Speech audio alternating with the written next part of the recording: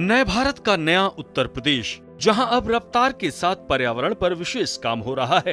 राजधानी लखनऊ के लोक भवन से उठी ये हरी झंडी पश्चिमी यूपी के गौतम बुद्ध नगर जिले में पब्लिक ट्रांसपोर्ट की सूरत बदलने जा रही है। मुख्यमंत्री योगी आदित्यनाथ ने नोएडा, ग्रेटर नोएडा और ईडा क्षेत्र से जेवर इंटरनेशनल एयरपोर्ट को सीधे जोड़ने वाली 45 अत्याधुनिक इलेक्ट्रिक बसों के बेड़े को हरी झंडी दिखाकर रवाना किया। आपको बता दें कि उत्तर प्रदेश राज्य सड़क परिवहन निगम द्वारा संचालित होने वाली ये बसें पूरी तरह से इको फ्रेंडली हैं। इसका सबसे बड़ा फायदा जेवर एयरपोर्ट आने जाने वाले उन यात्रियों को मिलेगा जिन्हें अब तक सुगम और सीधे पब्लिक ट्रांसपोर्ट के लिए परेशान होना पड़ता था। इस शुरुआत के साथ ही नोएडा में एक इलेक्ट्रिक बस डिपो का भी शुभारंभ किया गया, जो इन बसों के रखरखाव को हाईटेक बनाएगा।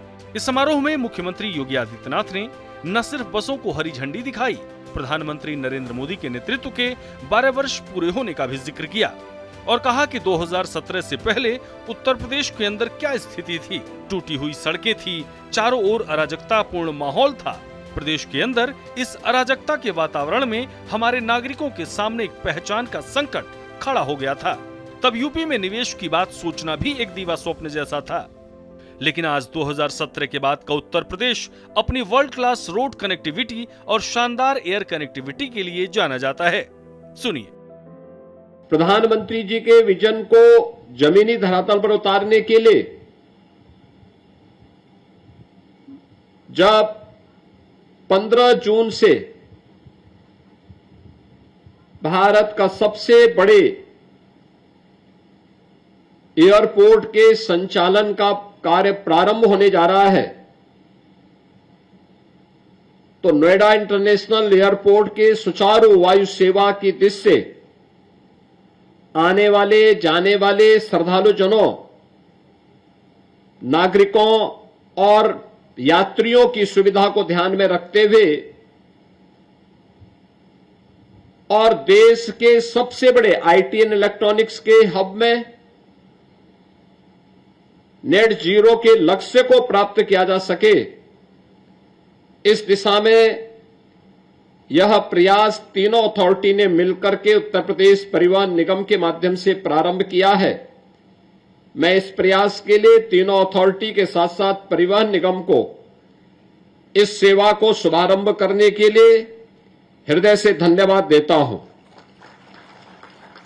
आज आप जानते हैं कि नोएडा, ग्रेटर नोएडा और यमुना अथॉरिटी या IT, electronics, data centre, startups, semiconductor और अन्य औद्योगिक गतिविधियों के देश के अंदर एक बड़े केंद्र के रूप में उभरा है।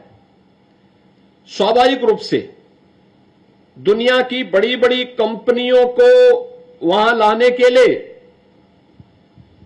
वहां पर पर्यावरण अनुकूल परिवहन आज समय की मांग है और पर्यावरण अनुकूल समय वहां पे परिवहन की आवश्यकता को ध्यान में रख करके वहां पे मेट्रो का संचालन हमने कुछ क्षेत्रों में प्रारंभ किया है।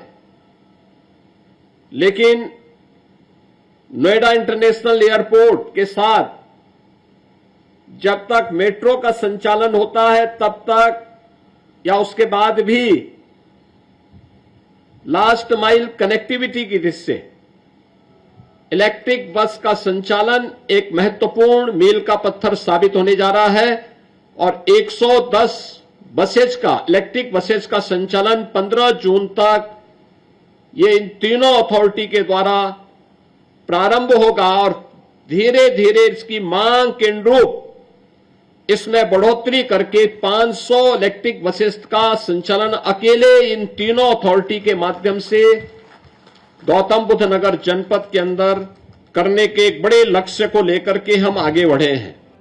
बहरहाल मुख्यमंत्री योगी आदित्यनाथ ने साफ किया कि 2017 के बाद का उत्तर प्रदेश अब टूटी सड़कों और अराजकता का प्रदेश नहीं, बल्कि वर्ल्ड क्लास हाईवे, एक्सप्रेसवे और इंटरनेशनल एयरपोर्ट का प्रदेश बन चुका है। जेवर एयरपोर्ट के लिए शुरू हुई ये 45 इलेक्ट्रिक बसें इसी बदलते और आधुनिक उत्तर प्रदेश की एक और बानगी हैं। ब्यूरो रिपोर्ट, सूर्या समाचार।